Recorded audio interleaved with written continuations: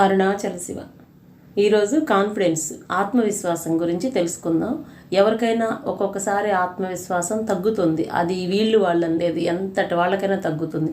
ఆ తగ్గినప్పుడు ఎందుకు తగ్గుతుంది అంటే ఈ 5 రకాల వాటిల్లో ఏదో ఒకటి మనకు లోపం జరిగినప్పుడు అది చెప్తాను.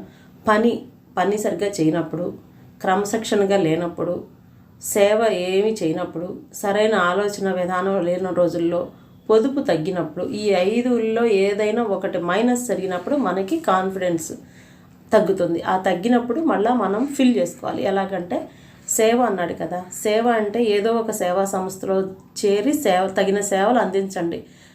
ఏదో ఒక సేవ అందించడం కుదరలేదనుకోండి, ఎదురుగా ఉన్న చెట్లకి పెట్లకి నీళ్లు పెట్టండి. అక్కడ దాకా వెళ్ళలేమనుకున్నాడు, అది కూడా సేవ కిందే వస్తుంది. ఏ రోడ్డు మీద ఉన్న చెట్లకైనా నీళ్లు పెట్టండి. క్రమశిక్షణ కోసం ఏంటంటే ఒక భాష నేర్చుకోవటం, లేదు అంటే మనం ఏదైనా ఒక పనిని శ్రద్ధగా నేర్చుకొని దాన్ని టైంపాస్ లాగా కాకుండా అది రాయడం, మాట్లాడడం అనేది విధంగా శ్రద్ధగా నేర్చుకోవాలి, క్రమశిక్షణగా నేర్చుకోవాలి. తర్వాత పని అయిపోయింది, సేవ. సరైన ఆలోచనలు ఎప్పుడూ ఎవరెస్ట్ శిఖరం మీద మనం వచ్చేట భూమి మీద లేకుండా బ్యాలెన్స్డ్గా మన స్టాండర్డ్స్కి, మన బ్యాక్గ్రౌండ్కి, మన దీనికి, మన ఏజ్కి తగినట్టుగా ఆలోచన ఉండాలి. అది చాలా అవసరం.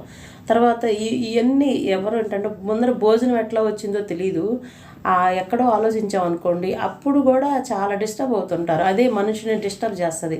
అందుకని మనం ఎక్కడున్నామో ప్రజెంట్లో ఆలోచించండి. ప్రజెంట్ ఇప్పుడు మనం గ్రూప్ 2 రాయగలుగుతామా, గ్రూప్ 3 రాయగలుగుతామా అని ఆలోచించాలి. గ్రూప్ 1కి గురి పెట్టడం అనేది అవసరమే. మనకి ఎంత ఉంది అనేది ఆలోచించుకొని పని చేయాలి. అట్లా చేయడం స్టార్ట్ చేయండి.